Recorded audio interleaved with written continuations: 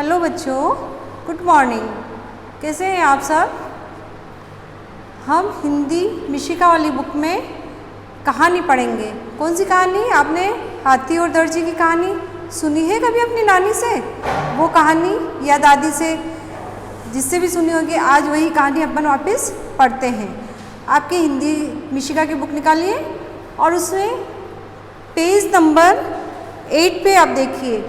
Page number 8 पे ये दर्जी और हाथी की कहानी है।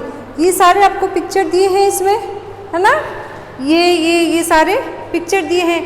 इन पिक्चर की सहायता से अपन एक कहानी बनाते हैं। ओके, चलो मैं आपको दर्जी और हाथी की कहानी सुनाती हूँ।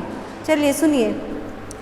क्या होता है, एक गांव में एक दर्जी रहता है। दर्जी किसको कहते हैं? जो अपने कपड़े सिलता है ना, उसको क्या कहते हैं? दर्जी। और उसी गांव में एक मंदिर था।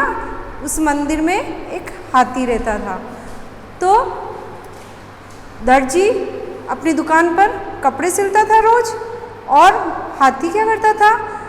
वो मंदिर के वहाँ रहता था। रोज वो नहाने के लिए तालाब पर जाता था। उसी गांव में एक तालाब था, तो वो हाथी रोज उस तालाब पे नहाने के लिए जाता था। जब वह नहाने के लिए जाता था तालाब पे, तो रास्ते में उस दर्जी की दुकान पड़ती थी। किसकी दुकान पड़ती थी? दर्जी की। तो हाथी उस दर्जी की दुकान के सामने से होकर गुजरता था। तो जैसे ही वो वहाँ से दर्जी की दुकान के सामने से गुजरता था, तो दर्जी उसको क्या करता था? रोज केले खिलाता था। क्या खिलाता था उनको? केले। हाथी को क्या खिलाता था? केले खिलाता था। तो ऐसे रोज हाथी उसकी दर्जी की दुकान के सामने से गुजरता और तालाब पे नहाने के लिए जाता, और दर्जी उसको दुकान के वहाँ रुकता, तो दर्जी उसको केले खिलाता।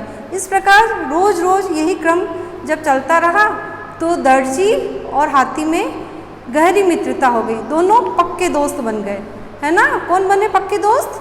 दर्जी और हाथी। कौन बने पक्के दोस्त? दर्जी और हाथी। फिर क्या हुआ? एक दिन क्या, दर्जी के पास बहुत सारे सिलाई के लिए कपड़े आ गए। तो दर्जी बहुत व्यस्त हो गया। उसको समय नहीं मिला कि वह केले लेके आए। तो हमेशा की तरह हाथी तालाब पे नहाने के लिए जा रहा था, और रास्ते में दर्जी की दुकान आई, तो वो वहाँ रुका। तो दर्जी का ध्यान हाथी की तरफ नहीं गया। तो उसने सोचा कि दर्जी नहीं देख रहा है। तो उसने क्या किया कि अपनी सूंड को दर्जी की तरफ किया, लेकिन फिर भी दर्जी का ध्यान नहीं गया। तो और फिर वापस उसने अपनी सूंड को हिलाया।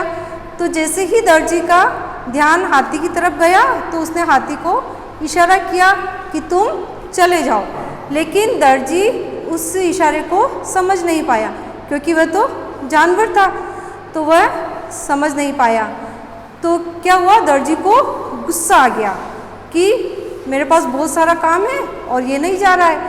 तो उसको गुस्सा आया, तो उसने क्या किया? दर्जी ने, उसके हाथ में क्या था? सुई थी, और उसने क्या किया? दर्जी ने हाथी की सूंड में उस सुई को चुभो दिया। तो जैसे ही उसकी सूंड में सुई को चुभाया, तो हाथी को दर्द हुआ। तो दर्द के मारे तड़पने लगा, और वह ऐसे गुस्से से होके और तालाब पे नहाने चला गया। लेकिन उसको क्या कि उसका दर्द कम नहीं हो रहा था, तो उसको गुस्सा आ गया, और वह सोचने लगा कि क्या करूं। तो उसके गुस्से में उसने क्या किया? अपनी सूंड में कीचड़ वाला पानी भर लिया। कीचड़ वाला पानी भर के और वह वापस दर्जी की दुकान पर गया। दर्जी की दुकान पर जाके और उसने क्या करा? अपनी सूंड का जो पानी था वो सारा दर्जी के दुकान में छांट दिया। तो उससे दर्जी के सारे कपड़े गंदे हो गए, दर्जी के ऊपर सारा कीचड़ फैल गया। तो उसने फिर दर्जी ने सोचा कि ये हाथी को आज मैंने केले नहीं दिए थे, इसलिए इसको गुस्सा आ गया। तो फिर क्या किया दर्जी ने, उसके केले लाया, उसको प्यार से हाथी को केले खिलाए और फिर दोनों वापस पक्के दोस्त बन गए। ओके, आपको आई कहानी ये समझ में? हाँ, आपको ये कहानी याद करनी है, ठीक है। ये आपकी बुक में चित्र दिए हैं, इससे आपको ये कहानी याद करनी है, ठीक है। ओके।